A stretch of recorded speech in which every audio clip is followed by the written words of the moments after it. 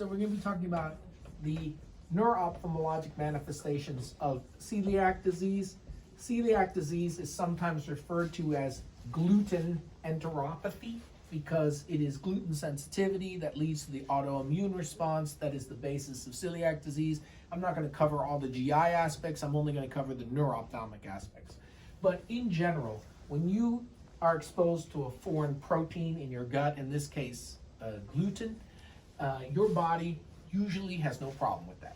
But some patients who have some predisposing HLA, predisposing genetic factors, have a propensity for there to be abnormal recognition of that gluten protein and the production of antibodies.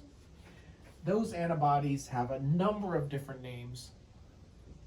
The ones we're normally focusing on are the immunoglobulins in the gut. It's the IgA secretory antibody, and they have a number of different names. The prototype, of course, would be the tissue transglutaminase, and if we have IgA for TTG, that is kind of the serologic marker, but there's a whole bunch of other antibodies which I don't have time to cover, and you can look those up on your own. An ophthalmologist would not be expected to look these up or know these.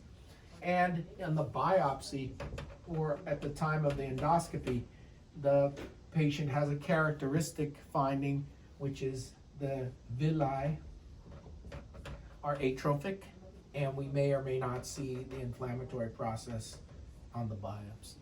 So the combination of symptoms, diarrhea and weight loss. In a kid, they might have more bloating and abdominal symptoms, foul-smelling stool, etc. So when we have a neuro-op patient who's got a history of chronic recurrent diarrhea, chronic recurrent weight loss, and neuro-op findings, we should be considering celiac disease in the differential diagnosis of that patient.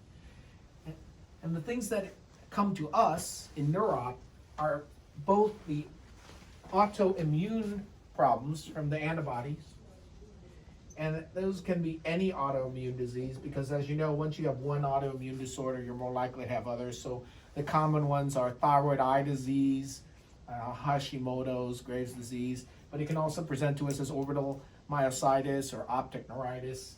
Basically, any kind of itis can be the result of autoimmune disease. That's what that word means. And the second is the absorption problem. And the absorption problem is vitamin deficiencies. So when you have chronic diarrhea, chronic gut disease, and weight loss, it can be absorption problem of the vitamins.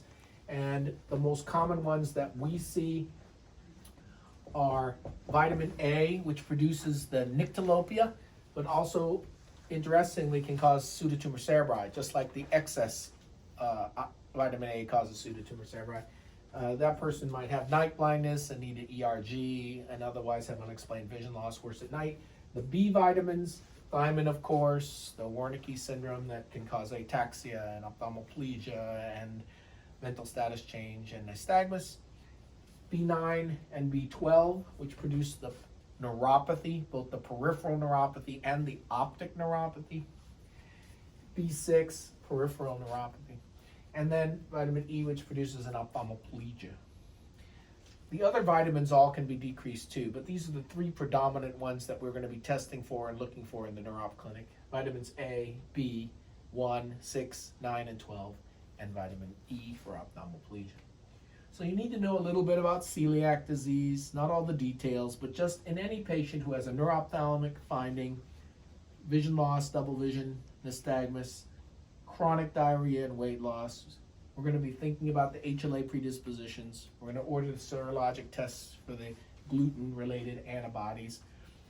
We're going to do a biopsy and do an endoscopy to look for the characteristic finding in the villi of the small intestine. And amazingly, the major treatment is just stop eating gluten. So the gluten-free diet by itself might make all the problems go away.